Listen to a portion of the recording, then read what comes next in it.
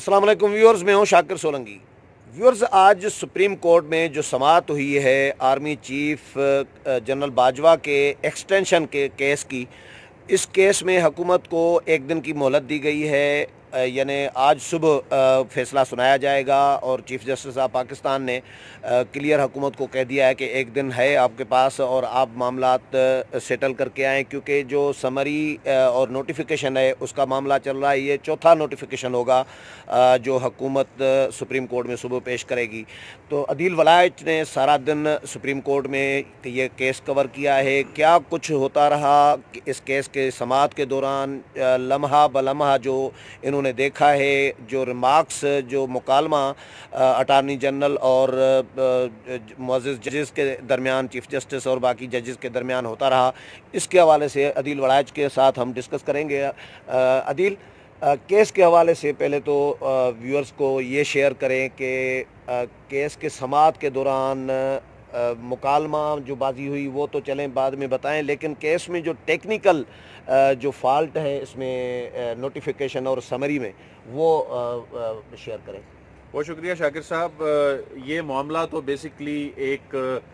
درخواست گزار ریاض حنیف راہی ہیں، اور یہ ہیبیچول لیٹیگنٹ ہیں، یعنی درخواستیں ڈالتے رہتے ہیں،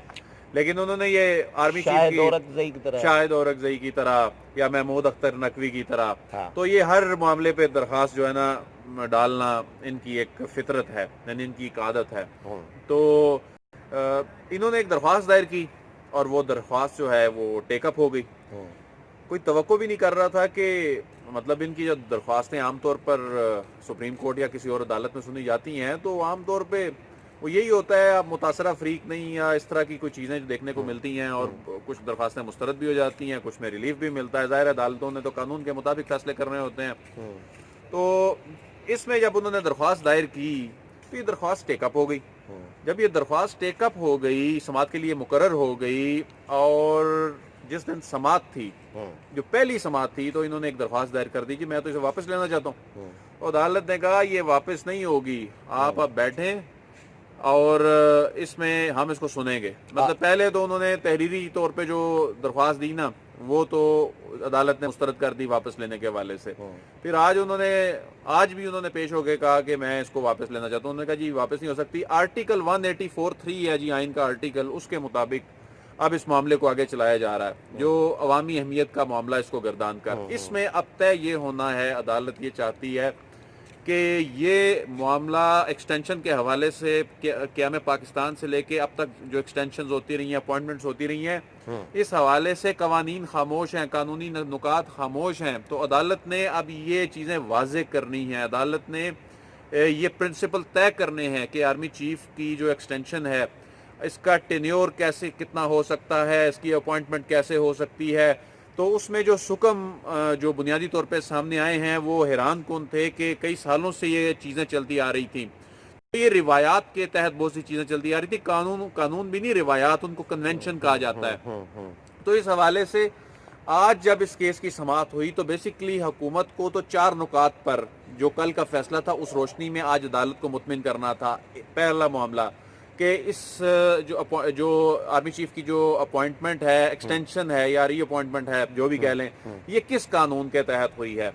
یہ عدالت کو آج بھی حکومت بتانے میں ناکام رہی ہے، کیونکہ ایسا کوئی قانون موجود ہی نہیں تھا۔ یہ ایک ریگولیشنز، جن ریگولیشنز کا وہ حوالہ دے رہے تھے، تو یہ عدالت نے کہا کہ یہ ریگولیشنز تو آرمی چیف کی اپوائنٹمنٹ یا ایکسٹینشن سے متعلق ہے ہی نہیں، یہ تو ایک عام افسر کی حالت جنگ میں عارضی طور پر تھوڑی سی اس کو توسیع دے دی جائے، اس حوالے سے ہیں۔ پھر کہا گیا کہ آئین کا آرٹیکل جو کہ اپوائنٹمنٹ کی بات کرتا ہے، آئین کے آرٹیکل میں یہ کہاں لکھا ہے؟ وہاں تو لکھا ہے کہ آرمی چیف کی اپوائنٹمنٹ کر سکتے ہیں صدر مملکت وزیر اعظم کے ایڈوائس پہ، تو یہ کہاں لکھا ہے کہ ایک ریٹائرڈ جنرل کی اپوائنٹمنٹ کر سکتے ہیں؟ تو انہوں نے اٹارنی جنرل نے کہا کہ جی قانون میں یہ بھی تو نہیں لکھا کہ نہیں کر سکتے۔ انہوں نے کہا کہ قانون میں اگر نہیں لکھا تو آپ کسی کی بھی اپوائنٹمنٹ کر سکتے ہیں، یعنی آپ بھی بن سکتے ہیں آرمی چیف۔ تو عدالت میں کہہ کے لگ گئے، تو یعنی قانونی جواز فراہم جو ہے وہ نہیں کر سکے جو ہیں اٹارنی جنرل۔ تو اس میں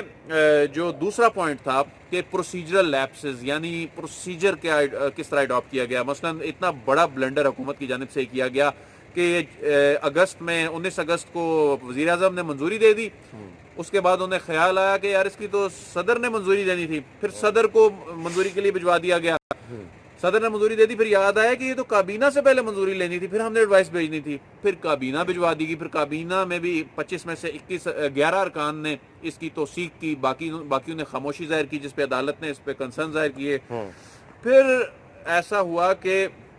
عدالت نے باقی مزید 2 سوال پوچھے کہ کیا جو آرمی چیف کی ریٹائرمنٹ ہے,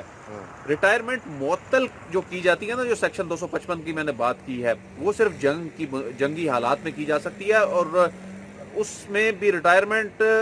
پہلے ہی آپ نے معطل کر دی, ریٹائرمنٹ تو آئی ہی نہیں. اس پہ عدالت چاہتی تھی کلیئرٹی, اس پہ آج سارا دن بات ہوتی رہی. تو عدالت یہ کہہ رہی تھی کہ آرمی چیف ایک عام آفیسر نہیں ہے, یہ بگ باس ہیں, یہ ہیڈ کرتے ہیں آرمی کو, تو یہ تو آرمی چیف سے متعلق سیکشن ہی نہیں ہے. اس کے بعد عدالت نے کہا کہ نیشنل سیکیورٹی کو جواز بنا کر آپ نے یہ کہا ہے کہ یہ جی حالات ایسے ہیں تو ہمیں جی ان کی ایکسٹینشن کرنی ہے. تو عدالت نے کہا کہ اس طرح تو کل کو اور بھی کوئی بولے گا حالات خراب ہے, مجھے بھی ایکسٹینشن دیں. اور انہوں نے کہا کہ یہ تو انسٹیٹیوشن کا کام ہے نا, ان حالات سے نبرد آزما ہونا, اس میں ایک انڈیویجول کا کام تو نہیں ہے نا, کہ یہ تو ہمارا ادارہ, ہمارے ادارے اتنے کیپیبل ہیں کہ یہ تو وہ ان کا کام ہے نمٹنا. تو یہ 4 نکات ہیں, ان بنیادوں پر اٹارنی جنرل نے عدالت کو مطمئن کرنا تھا. تو اب فروغ نسیم صاحب نے کل اپنے دلائل کا آغاز تو کرنا ہے, لیکن اس سے پہلے ایک اور نہیں, لیکن اس سے پہلے آج ایک اور چیز سامنے آ گئی نا, آج ایک اور چیز سامنے آ گئی. پتا چلا کہ جو نیا نوٹیفیکیشن پیش کیا گیا ہے اس میں بھی سکم ہے, اس میں جو ایڈوائز میں جو آج پیش کیا گیا, جو کل سارا راتوں رات وہ سارا بیٹھ کے, ظاہر ہے اس پہ ٹائم ہی نہیں تھا تو ایسے ہی کرنا تھا, تو اس میں ایڈوائز بھجوائی گئی ری اپوائنٹمنٹ کی, صدر نے منظوری دی اپوائنٹمنٹ کی, نوٹیفیکیشن تو سی کا جاری, ایکسٹینشن کا جاری کر دیا گیا. تو یعنی بنیاد ہی غلط ہے, اس پہ عمارت کھڑی کر دی گئی. تو عدالت نے اس پہ برہمی کا اظہار کیا کہ ان کی ڈگریاں چیک کرائیں, انہوں نے اتنا اہم کام, اس طرح تو اسسٹنٹ کمشنر کی بھی وہ نہیں کی جاتی اپوائنٹمنٹ, جس طرح آپ نے آرمی چیف کے عہدے کو بے توقیر کر رہے ہیں آپ, تو شٹل کاک بنا دیا آپ نے. سمری بنوانے والوں کی بھی ڈگریاں چیک کرائیں, نوٹیفیکیشن جاری کرنے والوں کی بھی, کہ ان کو, اور اٹارنی جنرل کو بیکار لگتا ہے, آپ نے بھی نہیں پڑھا اس کو. اور اٹارنی جنرل بھی سر پکڑ کے بیٹھ گئے کہ یہ کیا ہو گیا, اتنے بڑے معاملے پہ, جس پورے پاکستان کی جس پہ نظر ہے, اس میں ایک غلطی ہوئی ہے آپ سے, اور اگلے دن آپ کو ٹھیک کرنے کا موقع دیا گیا, آپ نے اس کو بھی ٹھیک نہیں کیا, اور اس پہ بھی آپ اتنی بڑی غلطی کر کے آ گئے. اب فروغ نسیم صاحب نے بھی دلائل دینے ہیں, لیکن اس سے پہلے یہ سارے سکم دور کرنے ہیں. اس وقت حکومت سر جوڑ کے بیٹھی ہوئی ہے, جو میں آپ سے بات کر رہا ہوں, تو اس وقت رات گئے جو ہے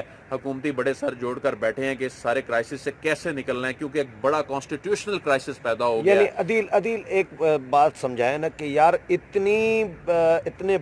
بڑی اپائنمنٹ ہے اور اتنے بڑے بلنڈر کہ ایک وزیر اعظم ایک سند جاری کر دیتے ہیں عام پیپر پہ کہ آرمی چیف کو ایکسٹینشن دے دی, پھر وہ واپس لیتے ہیں, پھر ایک نوٹیفیکیشن آتا ہے, سپریم کورٹ اس کو معطل کر دیتی ہے, پھر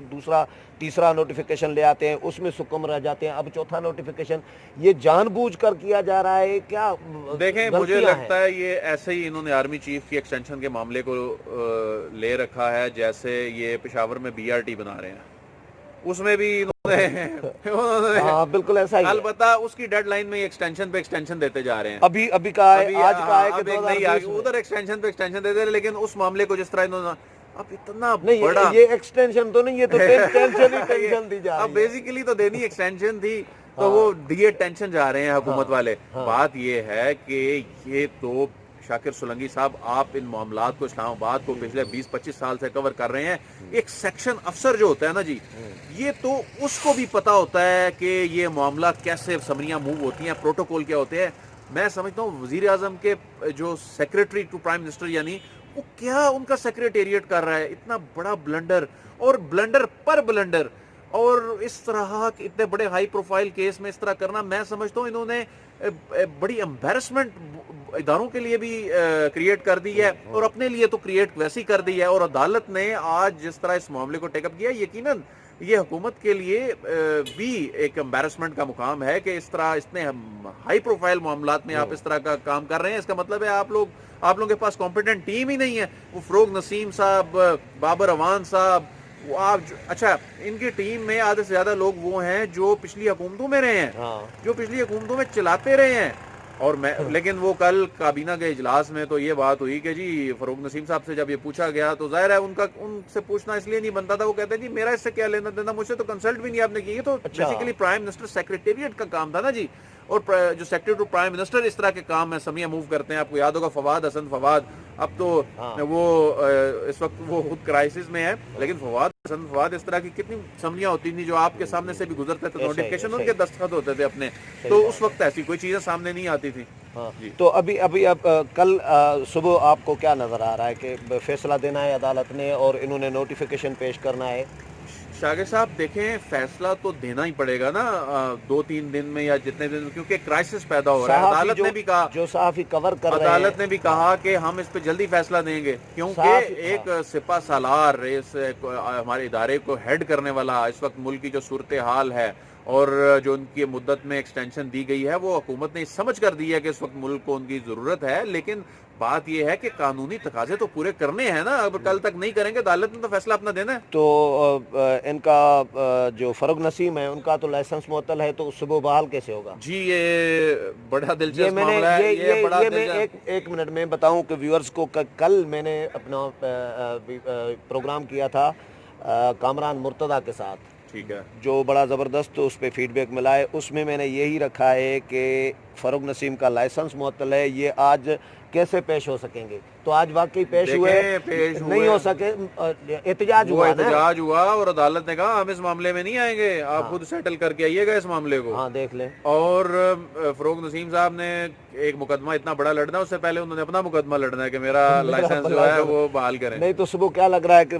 ان کا لائسنس تو بحال نہیں ہو سکتا، کیونکہ وہ لائسنس بحالی کمیٹی ہوتی ہے، بار کو درخواست دینی ہوتی ہے، وہ کمیٹی سنتی ہے، کمیٹی ہیئرنگ کرتی ہے، اس میں ظاہر ہے اگر ان کی طرف سے کوئی مسئلہ تھا جس کی وجہ سے انہوں نے معطل کیا ہے، تو میرے خیال سے ویسے فروغ نسیم صاحب شاید درخواست نہ دیں، کیونکہ یہ بات انا کی بھی ہو گئی ہے دونوں طرف سے بھی نا، تو شاید وہ نہ دیں، لیکن جب وہ دیں گے تو بار کی تو یہ خواہش ہے کہ وہ آئیں، آ کر ہم سے معذرت کریں اس معاملے پہ، ہمارا ظاہر ہے قد اونچا ہو، تو اس حوالے سے ظاہر ہے اب دیکھنا ہے کہ وہ درخواست دیتے ہیں یا نہیں دیتے. چلیں، بہت شکریہ عادل. ویورز، عادل وڑائچ کی باتیں آپ نے سنی، اور کل ظاہر ہے صبح فیصلے پر سماعت ہونی ہے، اپنا کیس پر سماعت ہونی ہے، فیصلہ آنا ہے، دیکھیں کیا فیصلہ آتا ہے. اگلے پروگرام میں پھر ملاقات ہوگی، تب تک اجازت چاہتا ہوں. اللہ حافظ.